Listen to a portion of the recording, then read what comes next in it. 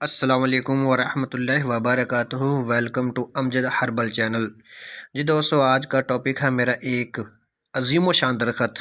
یہ ایک نہ صرف عظیم و شان درخت ہے بلکہ ایک پھلدار درخت ہے، اور اس درخت میں جو پھل لگتا ہے وہ کھانے میں نہ صرف کھانے میں مزیدار ہے بلکہ اندرونی طور پر استعمال کرنے سے کئی جسمانی بیماریوں کا علاج ہے۔ جی دوستو، آتے ہیں ٹاپک کی طرف، آج کے ٹاپک کی طرف۔ جی دوستو، آپ کا ایک درخت عظیم و شان درخت نظر آ رہا ہوگا۔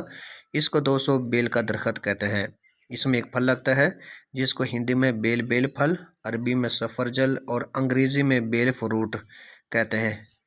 جی دوستو، بیل گری بیل کا گودا ہے، اور بیل ایک پھل ہے جو انار کے برابر یا اس سے بڑا بھی ہوتا ہے۔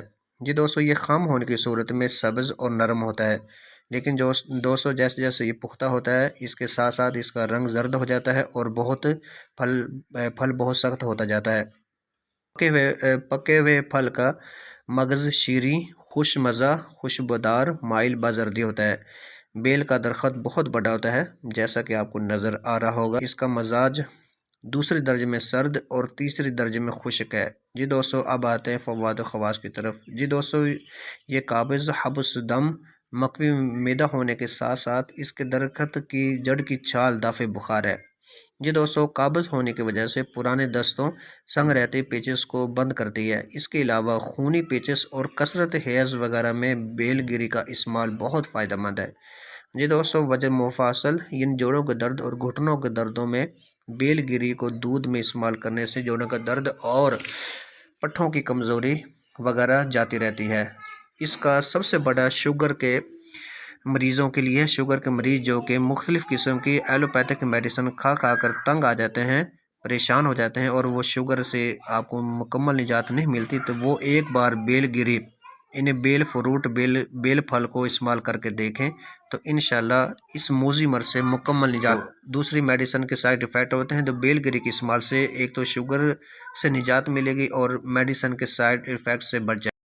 جی دوستو، بیل گری کو آپ مختلف طریقوں سے استعمال کر سکتے ہیں۔ اگر آپ کے علاقے میں بیل گری کا پھل مل سکتا ہے، یعنی بیل پھل مل سکتا ہے، تو آپ اس کا گودا بیل گری جس کو کہتے ہیں اس کا استعمال کریں، دودھ میں، پانی میں یا دہی وغیرہ۔ بیل گری کو پیچسوں کے روکنے کے لیے استعمال کرنے کے لیے صرف اور صرف پانی میں استعمال کریں، دودھ میں یا دہی میں پیچسوں کو روکنے کی استعمال نہیں کر سکتے، کیونکہ اگر پانی کے علاوہ بیل گری کو کسی اور میں استعمال کریں گے تو اس سے بجائے فائدہ ہے کہ الٹا نقصان ہوگا۔ اس لیے پیچس والے مریض صرف پانی میں استعمال کریں، باقی جوڑوں کا درد، پٹھوں کمزوری وغیرہ دودھ میں بیل گری کا گودا استعمال کر سکتے ہیں۔ اس کے علاوہ اگر آپ کو بیل گری کا پھل کہیں سے نہیں مل سکتا تو اس کا سفوف کسی بھی پنسار سٹور سے بآسانی مل سکتا ہے، تو سفوف کی حالت میں اگر آپ نے استعمال کرنا ہے 2 سے 3 ماشاء تک استعمال کر سکتے ہیں، اور اگر آپ نے جو کہ بیل گری استعمال کرنی ہے تو 3 سے 5 ماشاء تک، یا ایک چھوٹا پھل جو ڈیلی کا روز کا استعمال کر سکتے ہیں۔ مزید تحقیقات سے ثابت ہے کہ بیل فروٹ کی یہ دوائی تاثیر اس لیے نہیں ہے کہ اس میں ٹینین پایا جاتا ہے جیسا کہ اور ادویات میں ہوتا ہے، بلکہ یہ اثر اس کی لعابیت اور پیکٹین کی موجودگی کی وجہ سے ہے۔ جی دوستو، اس کے علاوہ بیل گری کو آپ چمچ کے ذریعے ویسے بھی کھا سکتے ہیں کیونکہ یہ مزیدار ہوتا ہے، بس تھوڑی سی اس میں کڑواہٹ ہوتی ہے، اور وہی کڑواہٹ شوگر کے مریض کے لیے بہت فائدہ مند ہے۔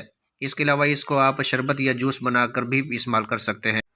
جی دوستو، آج کے لیے بس اتنا ہی۔ امید کرتا ہوں میری دی ہوئی معلومات اور ویڈیو آپ لوگوں کو اچھی لگی ہوگی۔ اگر ایسی بات ہے تو لائک کریں، شیئر کریں، سبسکرائب کریں۔ جی دوستو، ملتے ہیں نیکسٹ ویڈیو میں۔